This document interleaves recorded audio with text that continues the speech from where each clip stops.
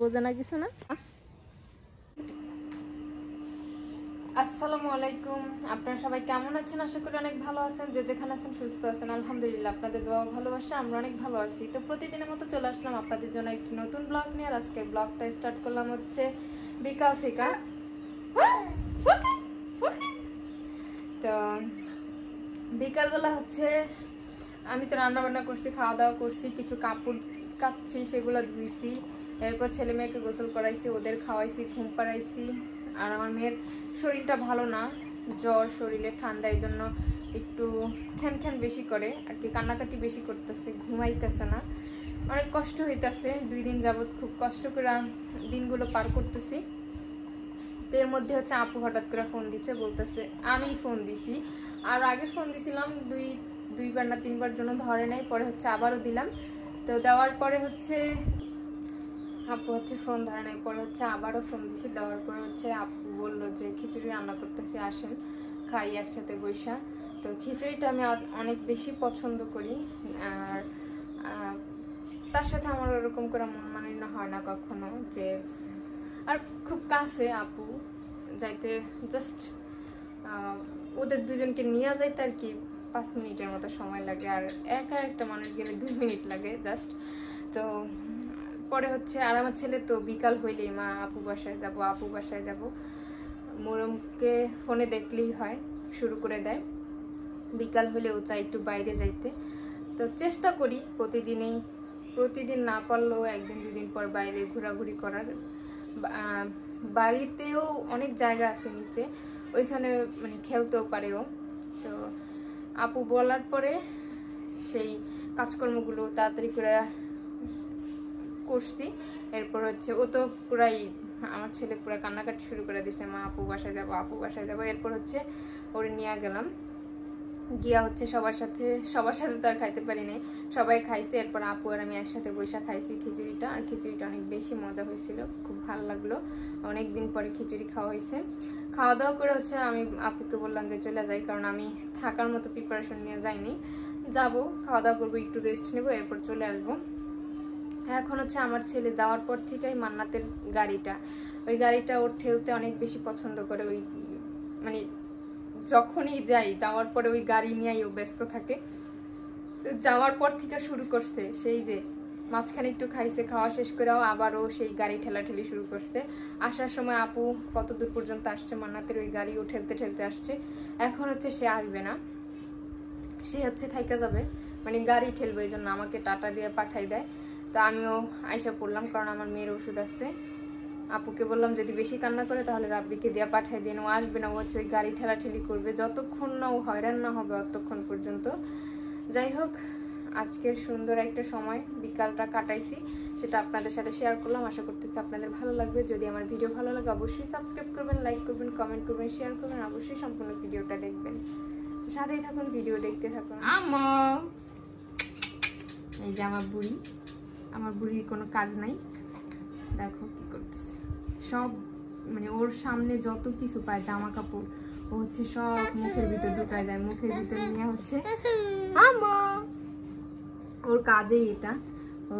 মানে ছোটবেলা থেকেই দেখি সামনে যত জামা কাপড় পায় সব হচ্ছে মুখের ভিতর নিয়ে, তারপর হচ্ছে মুখের ভিতরে ওটাকে চষে এরকম করে। ফাজিল, একটা ফাজিল। ওই দেখো কেমন করে, আল্লাহ রে আল্লাহ রে আল্লাহ রে, ও মা ও মা ও মা মা, হ্যাঁ বুড়ি বুড়ি।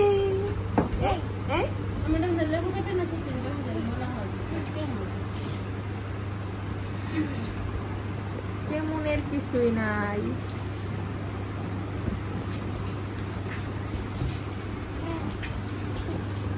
আমো হ্যাঁ বুড়ি বুড়ি,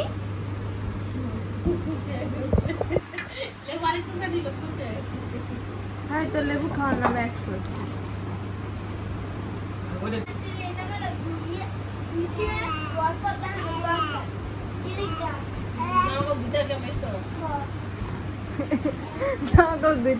শিখাই দিব, মোরম শিখাই দিব।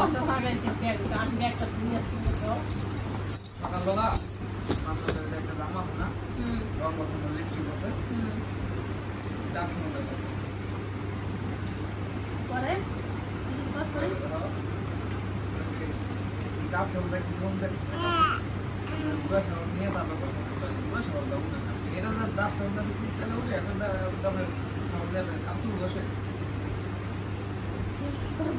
মানুষ চোখ না গেছে হ্যাঁ জামা গেছে তার থেকে দেখলাম কি গোলাপি হয়েছে যে মেলা জানা ওই তোমার লাল শাড়ি আছে না ওই শাড়ির রং দিয়ে আমার ভাই লাল দিয়ে লালের লগে কি জীবনে সাদা কাপড় দই লাল লগে সাদা কাপড় দনে সবাই তার এক করে ভাই এনিকা নিজে করে নিজেরা দিবে কইছে না ওই রং ধরে গেছে হ্যাঁ অনেক সময় হ্যাঁ হয় সাদা কাপড় আলাদা দুই আর রাখলো ওই যে সাইডে থাকলে মনে হয় বাবা চলো বাড়ি চলে যাই আসো আসো টাটা মান্না টাটা দিতে তুমি যাবা না টাটা দেখো ও টাটা দিতে আসো টাটা আর ও দিতে সেদিক থেকে মান্না টাটা টাটা দিয়ে দাও আসো আসো না যাবো না তো আমি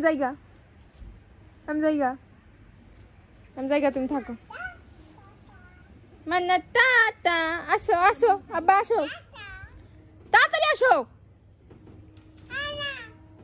তাড়াতাড়ি থাক আমি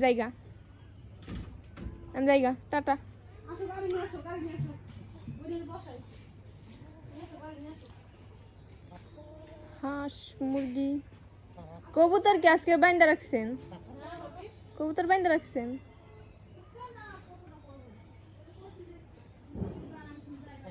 ওর কাজও হাইরা থেকে গেছে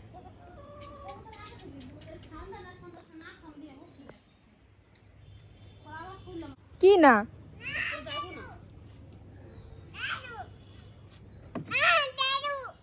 কি করছি যাবি না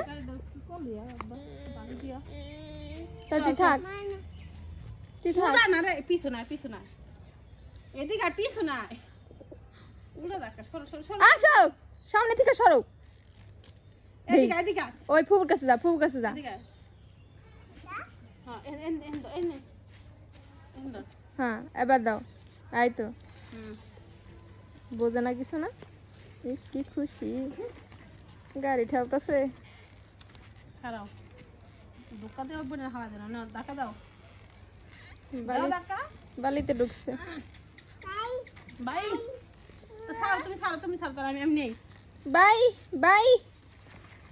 এই তো তুমি তো ভালো বালি রে সুন্দর বালি বাই ওর ব্যালেন্স ধরে রাখতে না চলো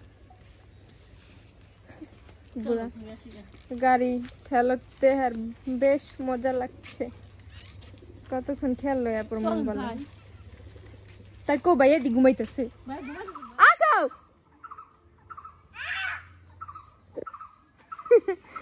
আমি গেলাম না কিন্তু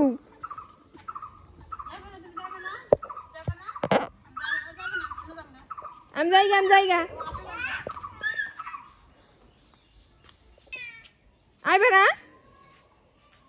তাহলে আমি গেলাম গা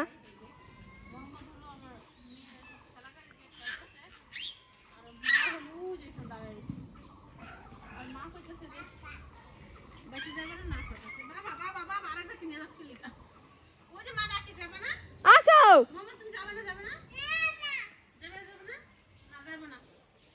আমি গেলাম গা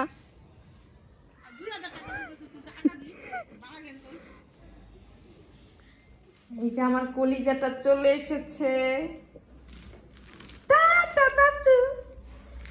কান্না করতেছিল দেখে হচ্ছে আপু পরে কইতেছিল যে মামা করতেছে বেশি পরে বেশি রাত হলে যদি বেশি করে আমি তখন বলে আসছিলাম যে যদি বেশি কান্না করে তাহলে যেন দিয়ে যায় রাব্বিকে দিয়ে আসি বাবা আসো বনে কাছে আসো আবার বনে কি করে দিই আল্লাহ বনে কান্দে বাও উইদা কোন যে বাও উইদা ওই দেখো বনে কো তো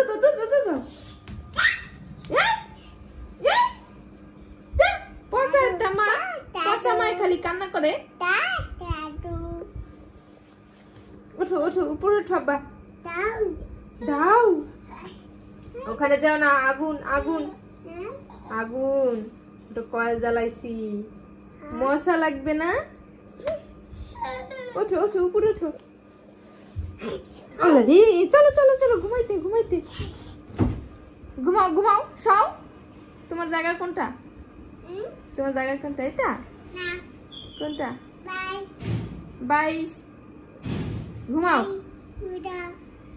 রাব্বি হলে দিয়া গেল, আপু হচ্ছে রাব্বিরে ফোন দিয়া পরে ওরে দিয়া যেতে বলছে, ও বাইকে করে দিয়া গেল, নয়তো অনেক রাতে বেশি কান্না করতো। এখন যতটুকু খেলা পাইতাছিল, খাবার পাইতাছিল, এই জন্য ওর ফুপুর সাথে ভালো ছিল। কিন্তু দেখা যায় কি আর একটু রাত হবে ওরে ঘুমও পাড়াইবো, কিন্তু ঘুমের মাঝে যখন সাইডে হাত দিয়ে দেখবো আমি নাই, তখন হচ্ছে কান্নাকাটি শুরু করে দেবো। হ্যাঁ মা আমি আসবো, আমি আসবো। মা শুবে? দাঁড়াও এক্ষুনি আসতেছি মা, আসতেছি এক্ষুনি আসতেছি। তো আমি ভাবছিলাম ভাত খেয়ে নিবো, রাত অনেক হয়েছিল, ভাত বেড়ে নিয়েছিলাম আর একটু তরকারি রান্না করছিলাম। এটা হচ্ছে ডিম রান্না করছি, আর সকালবেলা হচ্ছে সেমাই রান্না করছিলাম, ভুনার সেমাই। এটা আমি অনেক বেশি পছন্দ করি, কিন্তু খাওয়া হয় না। আবার আসছো? মা চলে যাই, টাটা টাটা টাটা। এই যে আমার বুড়ি কেমন করে রেখে, আমার বুড়ি হচ্ছে ঘুমাবে।